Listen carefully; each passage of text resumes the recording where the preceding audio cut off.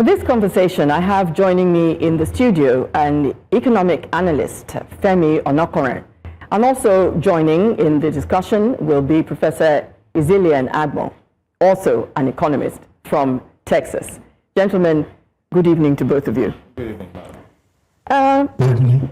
Ms. Onakanrenan, the president was clear about what he referred to as a record-breaking increase in non-oil revenue, achieving the 2025 target by August with over 20 trillion. Now, what many have said is that we seem to be doing well when we talk in terms of figures, but the stomachs of everyday Nigerians are barely filled. How do you weigh in on this situation? It's important that we understand that when you're discussing matters of economics, that there are different layers to it. There are macroeconomics, indices, and there are microeconomic indices. If you focus on the microeconomics, but you don't have the stability and balance of the macroeconomics, then you have a distorted view in your assessment of what you're doing. A simple analogy could be, if you're talking about having a house, but you want to build a house. At the beginning, while you're building the house and you're laying the foundation, you can't necessarily inhabit those, foundational things you're doing. That's not there's no window, there's no wall, you can't inhabit. So to the outside eye, you're not doing much. However, without that foundation, whatever you're going to put on it is going to fall apart. So I would say that we are on the path and building the foundation. The next step is to transition from the macroeconomic gains into significant and relatable microeconomic impact. In other words, putting the soup into the pot. That's the next step. I'll get it all. All right, okay. Professor Agbon, I wonder if we could look at the president's remarks about tax-to-GDP ratio. He says it's risen to 13.5% from less than 10%, and it's expected to increase further when the new tax law takes effect in January. In what specific ways do you see this new tax law impacting the economy positively, again, for ordinary Nigerians? Well, I think that the tax-to-GDP ratio is not an indicator of economic development. It was 9.7% in 2011 and decreased to 5.3% in 2016, and it's about 13.5% today. But this means that the strategy of having more workers and farmers and ordinary people inside the tax net has increased, and more people are being taxed. But, when you tax more people, you reduce their disposable income, and you have a situation where the middle class is almost wiped out. So there are no immediate tangible results that people can see where this increase in tax to GDP ratio transforms their daily life or make their life easier. I think that if you go into the particulars, like the GDP growth rates and all these economic indices, they do not measure development. At the age of 65, you need to ask yourself basically 4 questions. Where are we going as a nation? Where were we in 1960? Where are we today? And how do we get to where we are going? That's what an independent speech should be. Those are the 4 questions you need to answer. Because if you go to and start talking about the GDP growth rate, and you start looking at the GDP growth rate of today, meanwhile, when I look at 2010 to 2015, we had a higher GDP growth rate. In fact, in the year 2002, we were like 15%. 2004, we were like 9%. And 2013, we are like 7%. So if you come and tell me about the GDP growth rate of 4.2% in 2025, I just say you are giving me economic indices that do not measure the development of a country. We need to ask ourselves, where are we going? This is what President Tinubu did when he was Lagos State governor. When he became Lagos State governor, he asked him, the state, where are we going? And he put together a Lagos State development plan from 1999 to 2012. They put another one from 2012 to 2025, and they now have a Lagos State development plan 2025 to 2052. So everybody in government in Lagos State know where we are going in the next 30 years.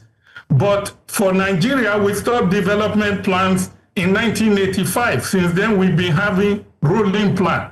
So Tinubu government have not chosen a path of reform. That path was chosen by Babangida in 1985 with SAP1 when we decided to make our development what the IMF neoliberal policies recommended by the IMF will guide the country. Since 1985, we have not gone anywhere. I cannot say, for instance, since 1960, I want to show that I've grown. I have grown, I've become taller. I was a kid then. But when I want to show myself that I've grown, I compare myself to my mates who were born before independence. That's what I do. My mates that were born in the early 50s, I compare myself to them. So if we want to know where we have progressed in the last 65 years, we compare Nigeria to other countries who were in the same stage of growth that we were in 1960. And we ask ourselves, are we comparable to them today? If the answer is no, we say, how do we improve? And where are we going as a nation? So I look at this speech and I just shake my head. Tinubu is not an Awoist. And, he talks about early people as Awo. Awo knew where he was going. If you read the strategy and tactics of the People's Republic of Nigeria or the development plan of Western Nigeria, 1962-1968, you can see how much of that plan was implemented and how Western Nigeria developed.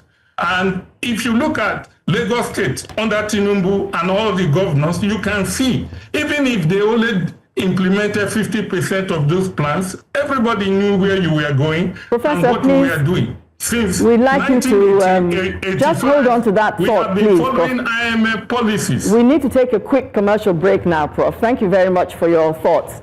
When we come back, the discussion continues.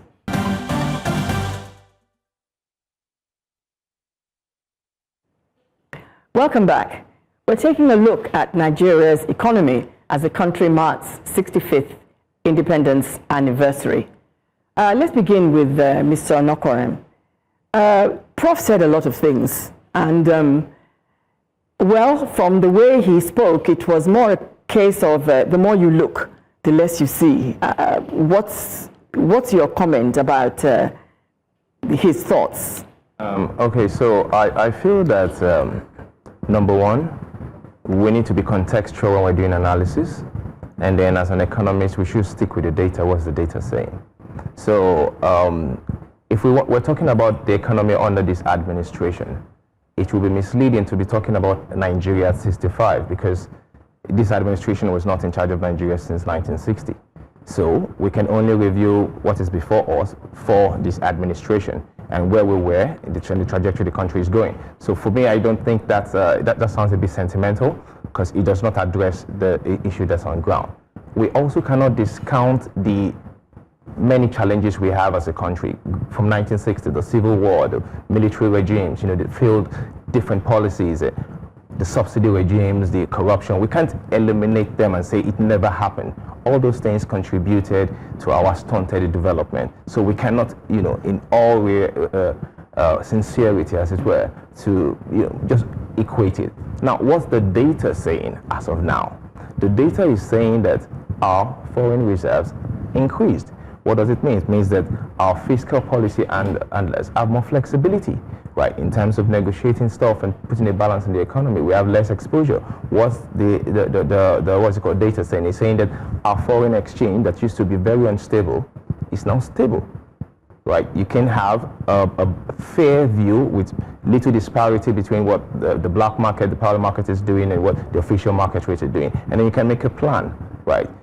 What the data is saying? It's saying that the stock market has risen, right, is improved, and we have several billion-dollar companies listed, and people who have invested since January have recorded significant capital gains. Our oil production has increased. So we are saying that that's more stability in the Niger Delta region, the oil producing areas, which means that we are making, good progress in that direction. The removal of fuel subsidy and increase in FAAC allocation to states means that states actually have more funds and local governments have more funds to impact lives at, subnational levels. So if we look at the data itself and say, look, what's it saying? The improvements are there. Right, unless we want to discount the data. If we are comfortable using data when it says negative things about Nigeria, then I find it curious that when it says positive things about Nigeria, then we become skeptical. Why weren't we skeptical before? So let's stick to the data. And the data is saying that, look, you've come out of some pretty tough positions and you've had to make some sacrifices as a nation because it was not going anywhere. Subsidy was not going to take us anywhere. We were running a subsidy economy that was built on rent from oil. And we would have fantastic figures in terms of, but in terms of sustainability as a country, it was going nowhere. Right? It was something that we all knew was going on and had to stop. We had disparity in FX; it was taking us down. Now, because of our FX position, our exports to even sub-national to West African countries has improved. In manufacturing, agricultural sector is finding a balance. So, it takes time to correct the ills of 65 years in 2 years. All right. But I think we're on the right path. Okay, Prof, let me come back to you. Can we look at the stabilization of the Naira? How do we marry the value of the Naira with the power of the Naira itself? I mean, if you look at the cost of house rents, for instance, it's shooting through the roof. So how do we reconcile this report of progress with the actual reality on ground? Well, let me first of all say that if you want to look at a country, you cannot just look at 2023 to 2025, take a short snap view of a process, because development is a process. Of course, we have increases and positive economic indicators and negative economic indicators, because our economy is a mono economy dependent highly on oil export and goes up and down. So you need to take a historical account. Well, the question you asked me, I have to ask a basic question. I don't mind dealing between 2023 and 2025, including the interviewer and my fellow colleague. Life for most Nigerians have become really tougher in the last 3 years under the New Hope economy. For an average Nigerian worker, in which you say 70,000 naira as minimum wage, that is like $47 a month. Well, I would say in 1981, the average minimum wage was $200 a month, and certainly in 2020, it was not $46 a month. So when you look at the exchange rate and the fluctuation and the difference, well, there was a time when it was $1 to